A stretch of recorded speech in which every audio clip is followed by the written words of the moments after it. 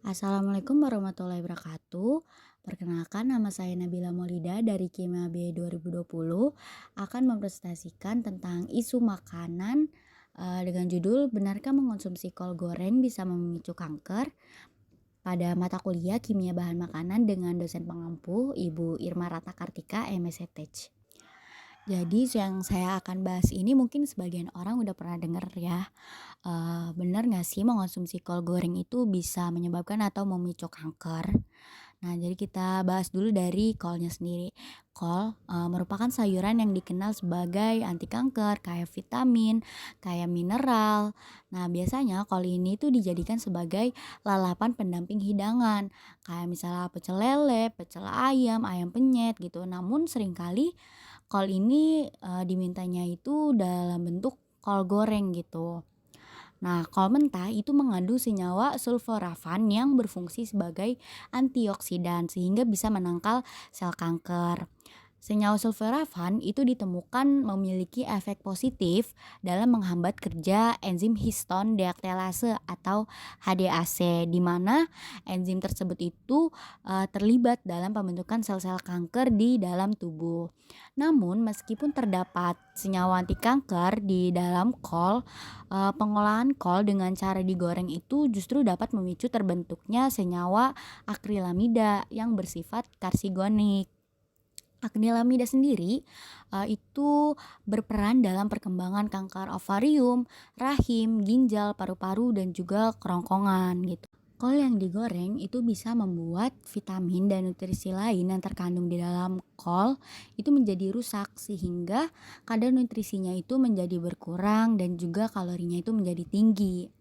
Nah, sebenarnya hal yang menyebabkan kanker bisa terjadi itu adalah karena penggunaan minyak yang berulang-ulang, di mana proses menggoreng kol dengan suhu panas, lalu juga memakai minyak banyak atau yang sudah digunakan berkali-kali, itu dapat menyebabkan kolatasi oksidasi, sehingga kadar radikal bebas yang bersifat karsigonik atau pemicu tumbuhnya sel kanker itu akan meningkat.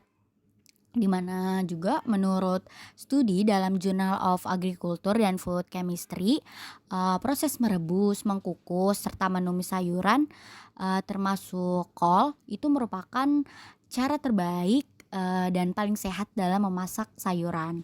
Nah, jika menggorengnya itu akan membuat nutrisinya akan berkurang gitu dengan sangat drastis atau signifikan.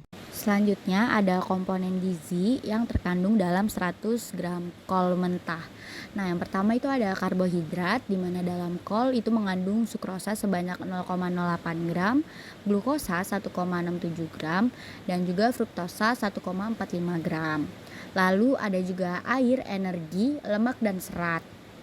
Nah, di mana sebagian besar kol itu mengandung air, yaitu 92,2 gram. Lalu ada juga energi sebanyak 25 kilokalori, ada juga lemak sebanyak 0,08 gram, dan yang terakhir ada serat 2,5 gram. Di mana lemak yang terkandung dalam kol itu ada asam stearat, asam oleat, asam linoleat, dan juga ada asam linoleat yang strukturnya sudah tertera di slide. Selain itu ada juga protein, di mana mengandung banyak asam amino ya seperti triptofan, theonin, isoleucine, leucin, lisin, metionin, kistin, fenilalanin, tirosin, valin, arginin, histidin, lalu juga alanin, asam aspartit, lalu asam glutamat, glisin, prolin, dan juga serin. Nah, untuk kadar sendiri itu udah ada di tabel yang ada di slide.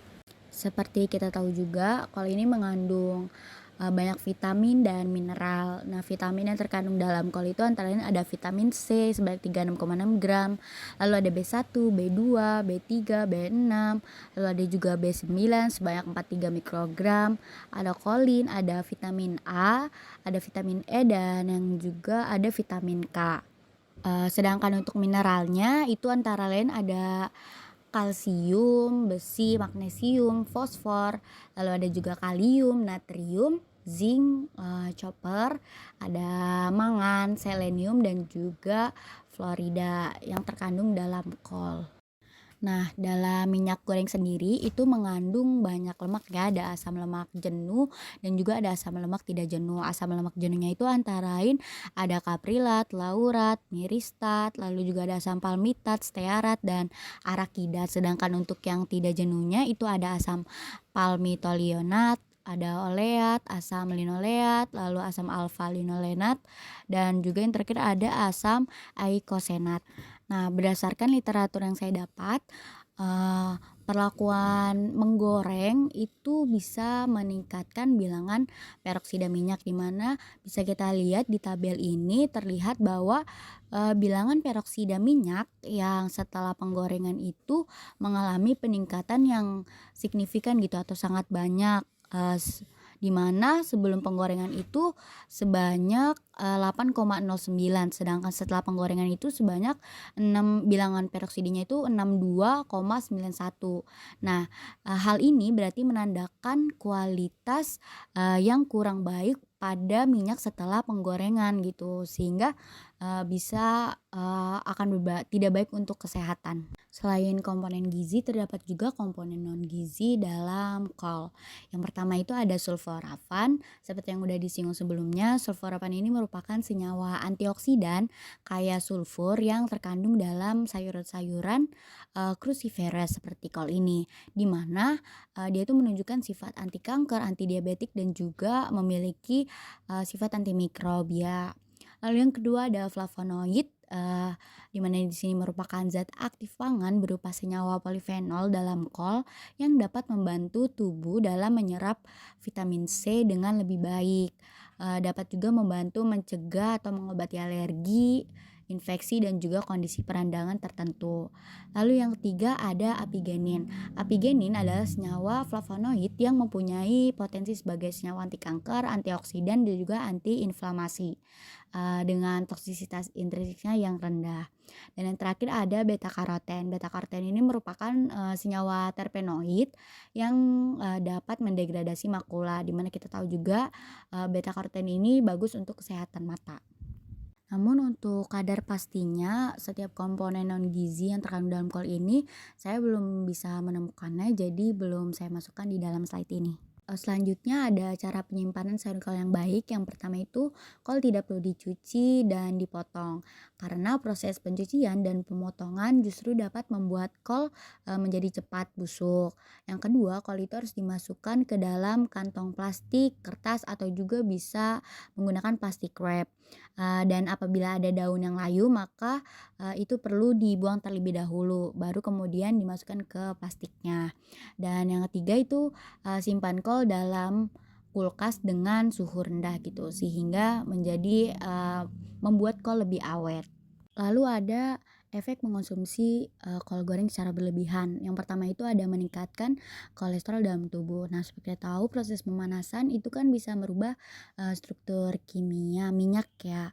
Pengolahan berulang dengan minyak yang sama itu juga bisa membuat minyak itu mengandung lemak trans, yaitu lemak jahat yang bisa meningkatkan kolesterol jahat. Nah, saat digoreng sayuran kol itu akan menyerap sebagian banyak minyak goreng, sehingga kandungan lemak jenuhnya dan kolesterol jahat itu akan meningkat dalam minyak goreng, atau kol gorengnya.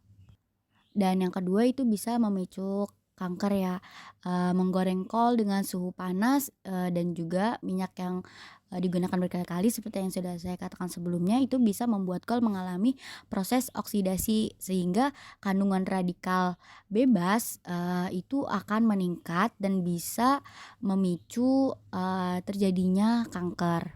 Di mana, pengolahan kol dengan cara digorengkan itu justru akan memicu terbentuknya senyawa akrilamida kan yang bisa, bersifat karsigonik. Dan yang ketiga itu ada meningkatkan risiko penyakit jantung, dan juga stroke. Nah, kol goreng itu kan, mengandung lemak jenuh dan kolesterol jahat kan, di mana ini tuh bisa memicu pembentukan plak pada pembuluh darah, sehingga lambat laun plak ini akan menghambat aliran darah dan juga dan akhirnya tuh bisa mengakibatkan, penyakit jantung, atau juga stroke gitu. Nah, sehingga tips, untuk mengonsumsi kol goreng itu yang pertama, bisa menggunakan metode goreng tanpa atau rendah lemak, misalnya kayak menggunakan air frying kan itu kan tanpa minyak, atau juga dengan cara menumis di mana itu minyaknya kan sedikit, dan juga bisa menggunakan minyak yang baru saja. Lalu yang kedua, tidak menggunakan minyak berulang untuk menggoreng kol dan juga tidak menggoreng kol terlalu lama. Dan yang ketiga itu ada tidak mengonsumsi kol goreng dengan makanan lain yang berlemak juga. Karena kan kalau kol goreng itu sudah mengandung banyak lemak nih. Kalau kita tambah lagi dengan makanan berlemak lainnya, maka itu akan membuat, lemaknya itu terlalu banyak di dalam tubuh dan akan berbahaya bagi kesehatan ya kan. Dan yang terakhir, itu jangan terlalu sering mengonsumsi kol goreng. Sehingga dapat ditarik kesimpulan bahwa kol itu sehat, namun pengolahan kol dengan cara digoreng pada suhu tinggi lah yang akan membuat kol itu menjadi tidak baik untuk kesehatan, di mana merusak kandungan nutrisi pada kol. Lalu penggunaan minyak yang berulang-ulang pada proses penggorengan itu dapat menyebabkan terkandungnya radikal bebas yang bersifat karsinogenik jika dilakukan konsumsi kol goreng secara terus-menerus. Ya, nah itu bisa meningkatkan risiko kanker. Namun, selain cara memasak, sebenarnya masih banyak faktor lain yang bisa menyebabkan seseorang berisiko terkena kanker, di antara kayak faktor genetik atau terlalu banyak terpapar zat kimia, lalu gaya hidup yang tidak sehat misalnya seperti kebiasaan merokok atau mengonsumsi alkohol. Nah, itu juga bisa berpengaruh. Dan di sampingnya itu terdapat daftar pustaka yang saya gunakan untuk menyusun PPT ini. Baik, demikian presentasi yang dapat saya sampaikan. Mohon maaf apabila ada kekurangan atau kesalahan. Terima kasih atas perhatiannya. Wassalamualaikum warahmatullahi wabarakatuh.